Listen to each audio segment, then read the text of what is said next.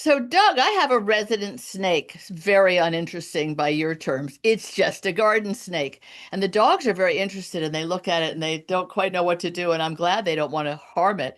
And then one fine day, he left behind his skin. So I hung it up outside the wood shed. And I want to know more about snake skins and the shedding. And does it ever go south? And or is it always just an easy process? That's a good question. And there is no such thing as just a normal snake. All snakes are super cool, Tracy. Oh, Thanks that's again for nice. having me on. I love being with you and your listeners. Yeah, boy, you talk about a subject that's near and dear to my heart. I have a couple myself. You can see them in the aquariums behind me. No, they say that the skin is the window to the body, of course. And also, most people don't realize the skin is the largest organ in the body. People Right. think, oh no, the liver is the biggest organ. Nope, it's the skin. So the skin is extremely important. And a couple of things I want to share with you about shedding, and I'm just going to talk in general about reptiles real quick. Reptiles are unique in that they are constant growers. In other words, from the day that they're born to the day that they die, all reptiles grow continuously. They never stop growing. Did you know that? And it's Yeah, amazing. Thank God that's not true of us. not true of people. No, snakes grow until the day they die. They slow down their growth rate as they get older. And what's really interesting about all reptiles is that you can what's called push them. And that's a term that breeders use to get them to reproductive age faster so that they can make money by overfeeding them. And so they generally don't get fat. What they do is they just grow faster. So why is that important for shedding? Because snakes, the normal, healthy, growing snake, will shed about once a month. And just FYI, lizards shed, and so do turtles. Most people don't realize that. No kidding. Turtles shed the skin around their neck and around their feet and their arms, but they also shed their shell. And most people don't realize that, but you know that hard shell on the top Of and the course. bottom? That's keratin, just like your fingernail, except those keratin plates will shed as the snake, excuse me, as the turtle grows. That's a topic for another show Yeah, some other time. But the point I want to make is that all reptiles grow. They grow from the day they're born to the day that they die. And as they grow, they need to shed their skin and grow new skin. So the normal healthy snake will shed about once a month while it's in its younger ages. As it gets older, it may be every couple of months, maybe every 3 months, in some cases every 4 or 5 months, but that's normal as it stretches out as they get older. It's important to realize that. Now, the big fancy term, you always got to share the Jeopardy terms, right? Because you never know when Ken Jennings is going to call you up to be on the show. So the fancy term for shedding in a reptile is called ecdysis, Ecdysis. So if you have normal ecdysis, a normal growing snake about once a month or so, if you have a problem with the shedding, it's called dysecdysis. okay. Fancy terms. Okay, so now everybody's got the special terms today. We're ready for that That's phone. right. We're ready for that. Now, a couple other things that are a little bit different between snakes and lizards is that when snakes shed, they shed in one piece. So they basically start at their nose, and as they shed, they crawl out of their skin by rubbing on something in the cage. So we like to call that cage furniture. And that would be things like rocks and tunnels and pieces of log and stuff like that. And as they peel the skin off, it inverts. Like if you grab a sock at the top of your calf and Yeah.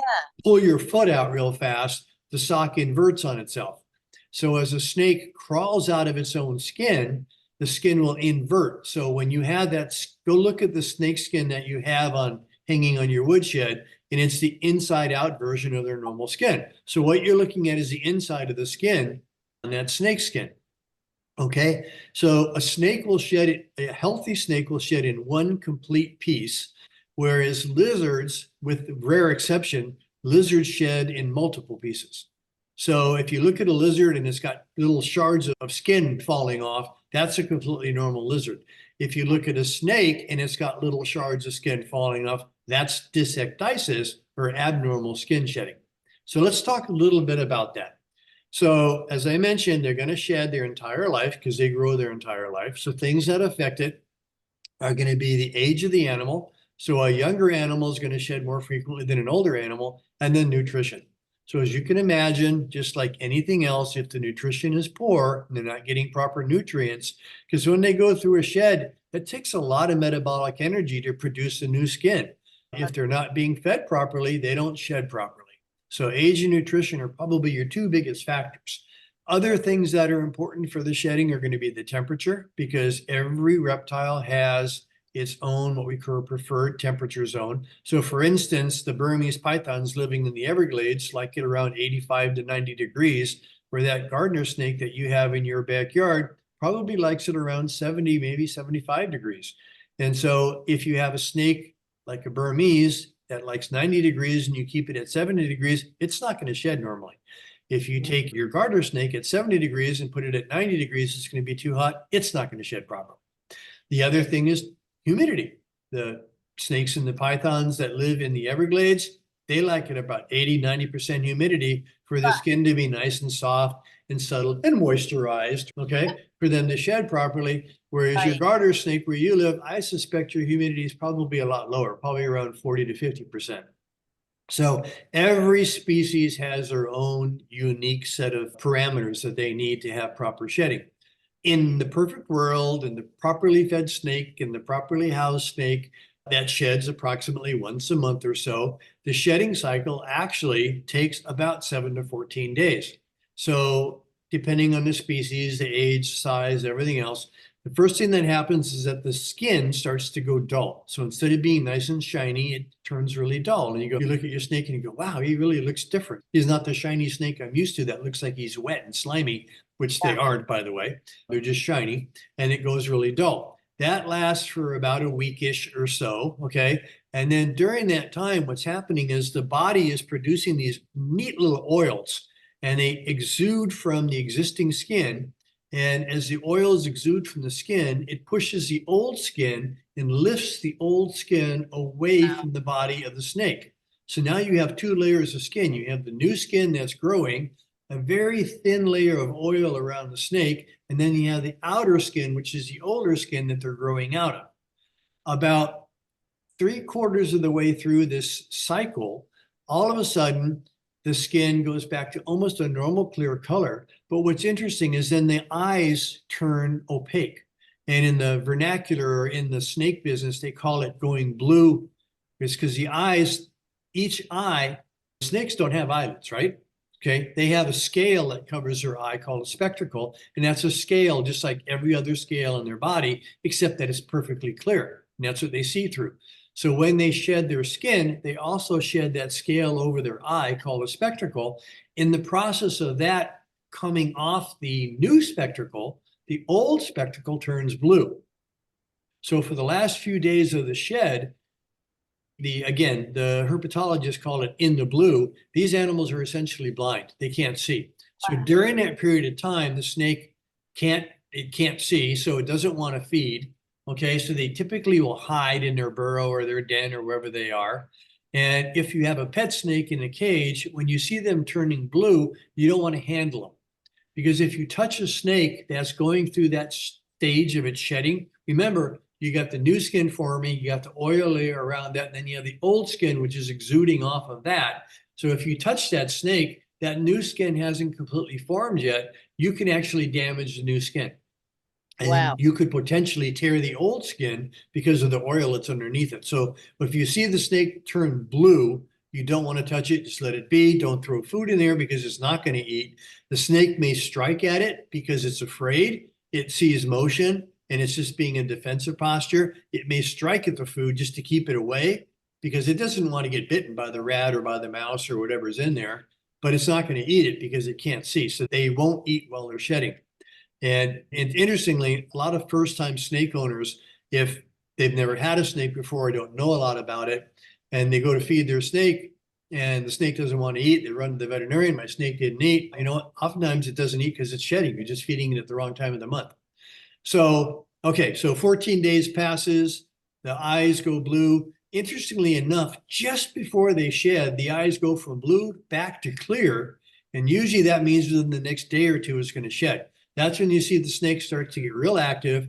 They look for cage furniture, and the word cage furniture, we're usually talking about logs, rocks, bricks, anything that's got a little bit of a rough surface on it, because the snake rubs on it like that. And what it's doing is it's like peeling back the edge of the nose right around the mouth. And it starts by peeling the nose back, comes up over the top of the head and then down around the bottom of the jaw, and then basically crawls out its mouth hole. Wow. So it peels the snake back, just like you're taking the top of your socks and pulling them down. Once it peels back by rubbing, then it'll wrap around a rock and then crawl out of the skin. And it usually, that's why you usually see the snake skins, they'll be wrapped around a rock or the corner of the house or a tree stump or something, because they use that to gently pull the skin off as they crawl out from underneath it. So I imagine that in those days of blindness or not being able to see, temporary blindness, that another reason not to handle them would be that they would feel vulnerable. Very much, very much. So usually in the wild, they're going to hide during that period right before they shed. So that's a time that you shouldn't be mucking about. You can look through the glass and that's it. Yeah, yeah, because whenever you handle a snake that's shedding, there's a very good chance that when they do shed, areas where you touched it or grabbed it or held it really tight, that skin won't come off normally. And or when it does shed, you'll see the scales underneath it won't be normal scales because they were growing at the time that you grabbed it, and you could damage those scales when they're growing. So let's end with something real important, and that is after the snake sheds, and whenever you take your snake to the veterinarian for an exam, I always check the skins, and you want to make sure you have a complete skin. When we're done, go out and look at the skin on your woodshed and see if there's a mouth. Look and see if the eye caps are there. I bet you'll look at it real carefully and you'll see two little round, Wow. like eyeglasses on either side. So you always want to check the skin, make sure that the eye caps are there, and the skin should be in one solid piece. It's also not a bad idea too. And if you got a nice clean environment, it's not going to be a problem, but look at the skin because frequently you might see things like mites. And oftentimes if a snake has mites, that's a cause for a snake not shedding properly. But look at that skin carefully, check it from nose to tail, make sure both eye caps are there. Because sometimes when they shed, the eye caps won't come off, and they call that a retained cap. And that's a problem because that affects their vision. So now you have your normal spectacle, which is the normal the new spectacle clear one with the old one on top of it. It would be like you wearing two pairs of glasses, but the outer pair of glasses are dirty. You'd have a really hard time seeing. The other thing is if you have an extra layer of spectacle on top of a new spectacle, that gap in between the two can be a source of infection. Sure. And so it's real important that you take that eye cap off. Now, what I don't want to do is suggest to people to just, if they see, they look at their snake and one eye is nice and clear and the other eye, you can see it's all dull. That usually means that the eye cap didn't come off. I do not recommend grabbing some tweezers and trying to pull that off because you can actually damage it and injure the spectacle underneath it. There are some very special ways to do that. I'll give you one real simple trick that you can do. And if that doesn't work, then you need to go see the veterinarian that's got training in it. A simple trick. If you see one eye is nice and clear and the other eye is all dull, Right. look at the skin. Always look at the skin and compare it. One eye, you'll see that the spectacle came off. The other eye, you'll see that there's a hole because that means the spectacle didn't come off. Now you know the spectacle is still on the snake. So take some cellophane tape, just some regular old tape like What we call like that, Scotch tape, cellophane tape. Take it, put it on the side of the snake's head, gently push it into the eye cap. Okay, you're not going to hurt the snake. And then once you push it into the eye cap, and so it's sticking to the eye cap, then take this tape and peel it off. 99 times out of 100, when you peel the tape off, the eye cap will just pop right off with it. Okay, and that's just enough pressure to remove the cap without damaging the spectacle underneath. If you peel off the tape and it doesn't come off, then you need to go take your snake to a veterinarian and have them do it properly. Because they can put on some magnifying loops and use little tiny forceps and gently peel it off. This is really cool. The things people didn't know, and it can make having a snake and sharing your life with a snake even more interesting.